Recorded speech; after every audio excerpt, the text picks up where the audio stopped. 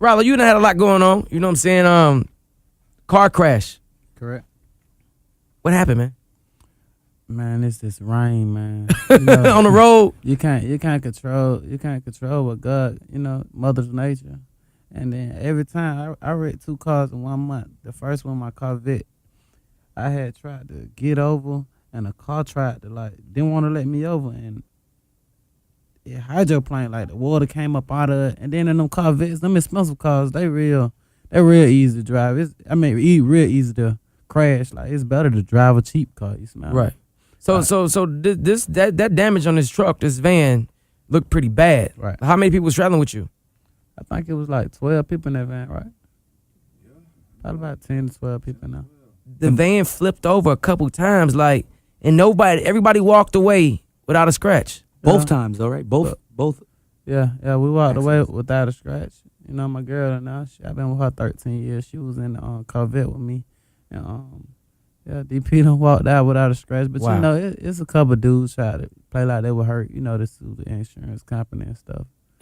You know how that go. My neck, my back, my neck and my back. Nah, he ain't even say nigga back. He said his chest. I said, your chest? For real?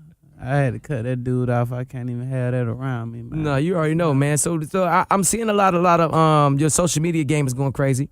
You got these chapters. Tell me about these chapters. What are these, your vlogs, or what's going on with these chapters?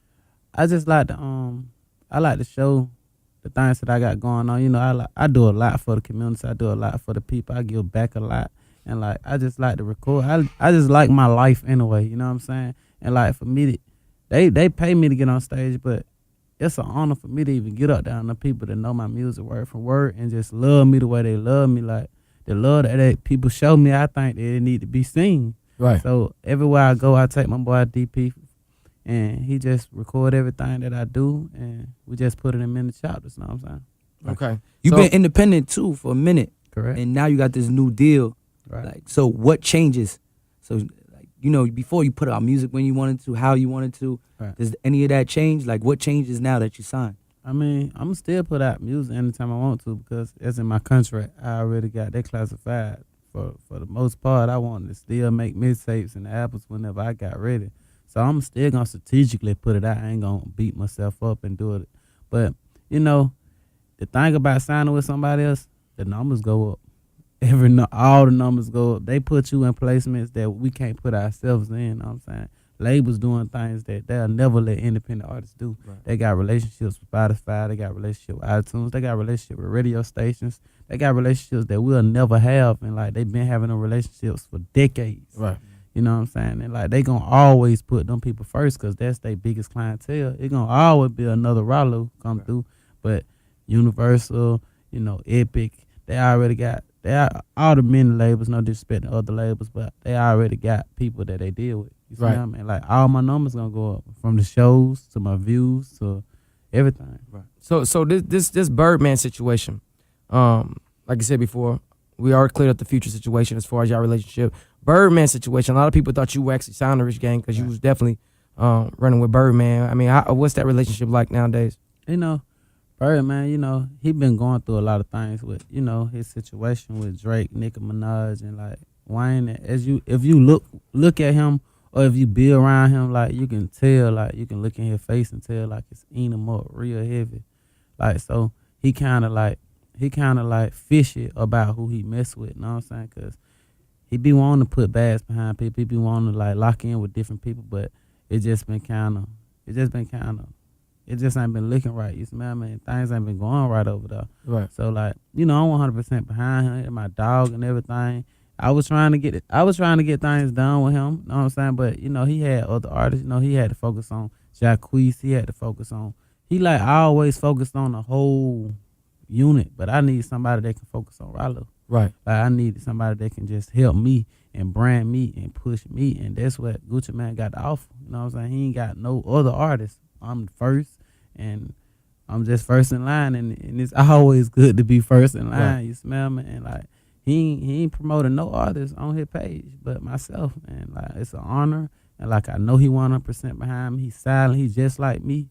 You You know what I'm saying? Roger Davis, Terrell Davis, we got the same birthday. We just same kind of men. And then, like, I could have went to go do my own independent thing and got my own. Like, I got offers from major labels myself, but I just always wanted to see black men link up. You know what I'm saying? Don't nobody never link up. Like, all bosses always do their own thing.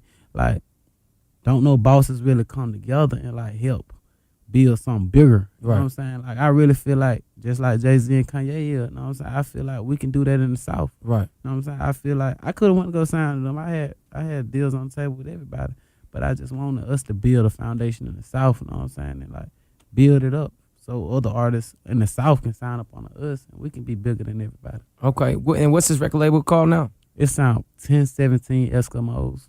1017 Eskimos. Right. Why Eskimo? Do you know? I don't know. Bert? That you know. So much ice? Wow. Right. Yeah, Elliot Ice? You know, Walt do his thing, you know. Whatever he with, I'm with. I'm 100% behind him. He don't make too many bad decisions no more.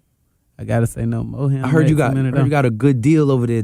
And you being the first artist getting a good deal, is that a lot of pressure? It's I never had a deal, so I ain't never knew what a deal was. But but you know, as looking at contracts, like if somebody come to you and they say they got a $500,000 deal, or they say, you know, usually most up and coming artists get a $250,000 deal, you gotta know that breakdown. Like, you gotta know you only gonna get $50,000 advance. You gotta know you only gonna get probably $100,000 recording budget. The other $50,000 gonna come when you deliver first album. Like, people don't tell you that.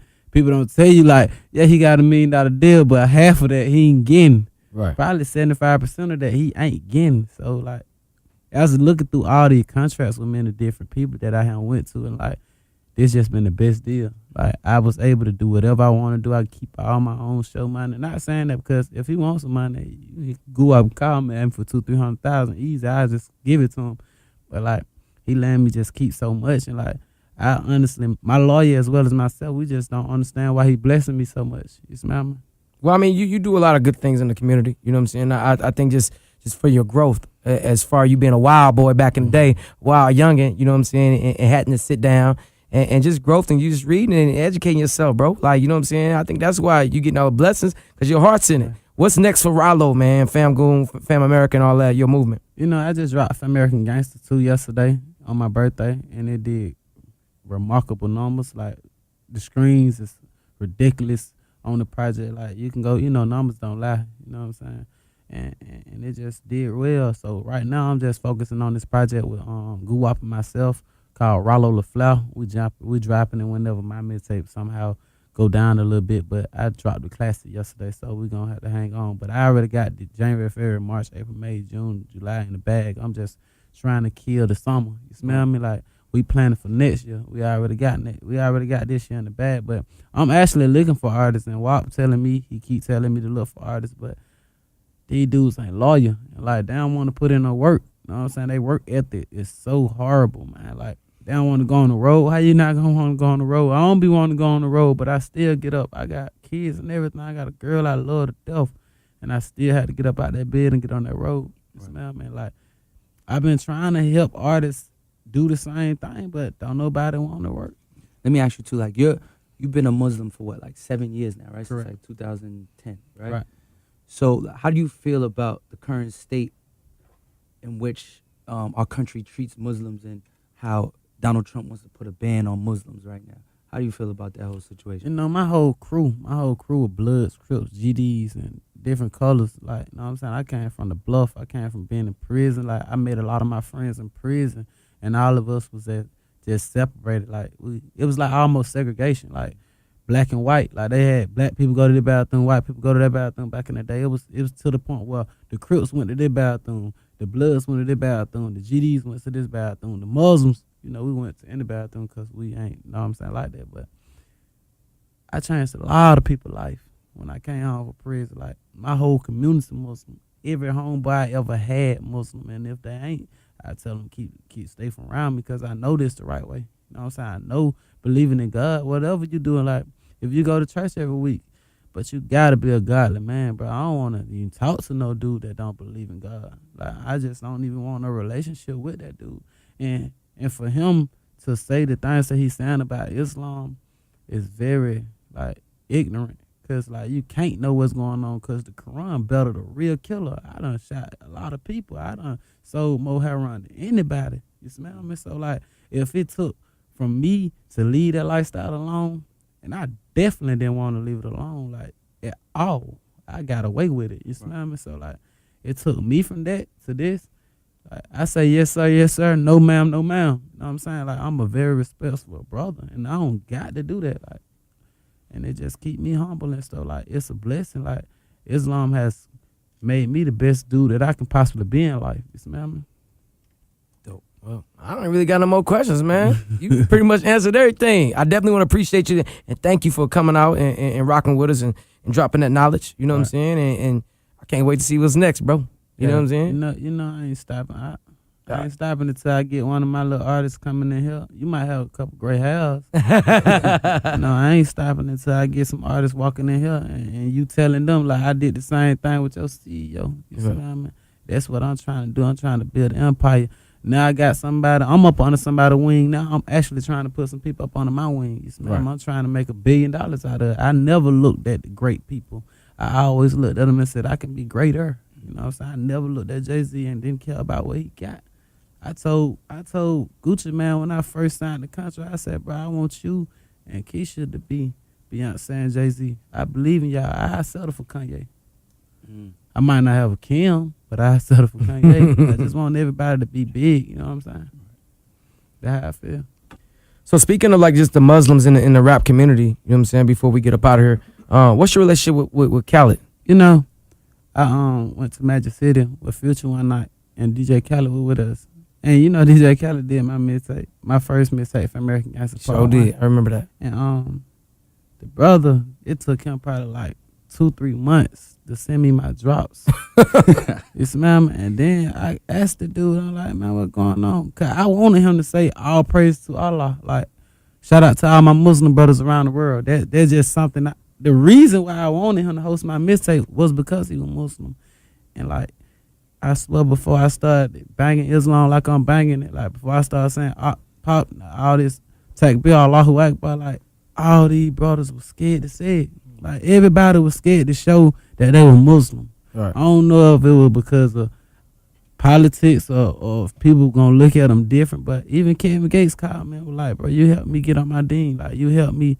Like he wasn't doing it either. Nobody was doing it. Like, I got my brother. Muslim in the bluff who raised me, like who raised me since I was a little bitty boy. I didn't even know they were Muslim. Right. And they came out the clouds, you know what I'm saying? Like, I swear to God, bro, and it's a blessing. And thank God, don't thank me, but like none of these dudes was claiming Islam. Like, you can go on his page and go look at his old pictures. Nobody was saying Allahu Akbar. Nobody. Like, and like, I love it so much. And I know how music got a big influence on our whole culture that I rap it. You know what I'm saying? And I'm going to keep rapping it. And wasn't even supposed to be rapping and stuff like that. But if it did what it take for me to get everybody to the next level, that well, I'm willing to sacrifice myself. I'm willing to sacrifice my whole life for it. You smell me? That's word.